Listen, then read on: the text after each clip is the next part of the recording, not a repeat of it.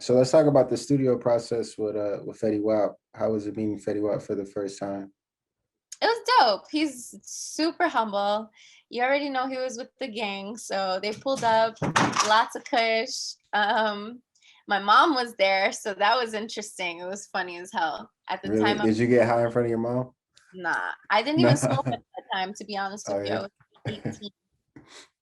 I didn't even start smoking till I was like 20. Yeah, like I was. Okay, you're a late bloomer. So it was dope. He's so sweet. He is such a sweetheart.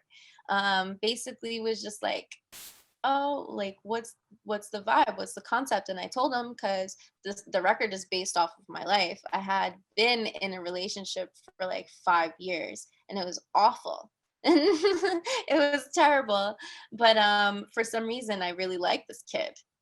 So I was like, why don't you want me? What's up? Like, I'm awesome. Nobody's better than me. And that's pretty much what I told him. And he was like, baby, what you see is what you get. But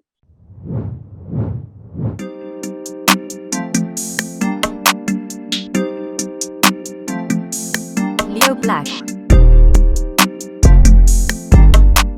so let's talk about your follow-up record, Special for You with Tory Lanez. How did that come about? I was obsessed with like Tory Lanez and Bryson Tiller.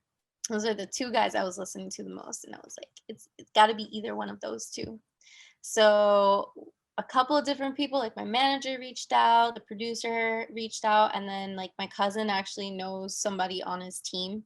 So through like multiple different routes, we reached out, and they were like, yeah, we fuck with it. And we made that happen too.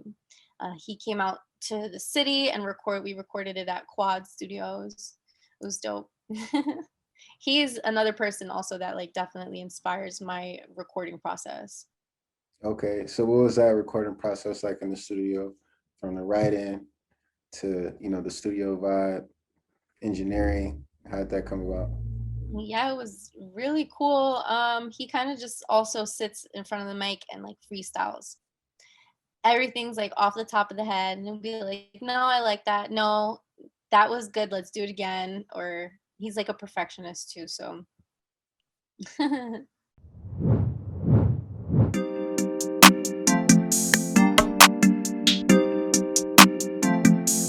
Leo Black.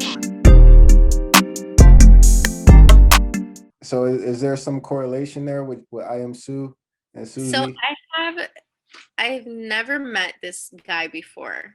Okay. And I had never listened to his music before up until one day someone commented on one of like, my video or like the audio of Nobody's Better and was like, you stole this record from I Am Sue.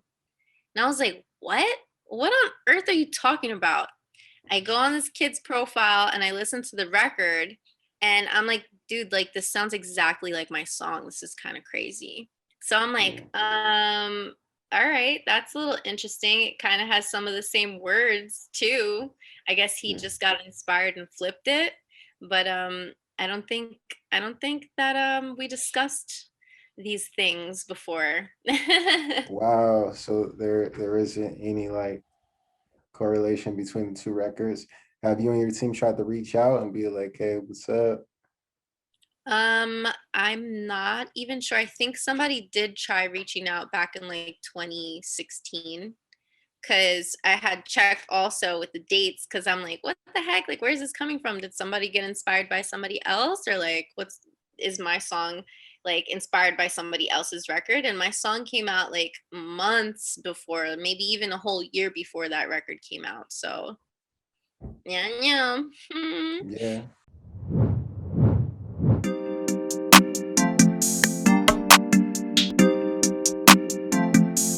Leo Black.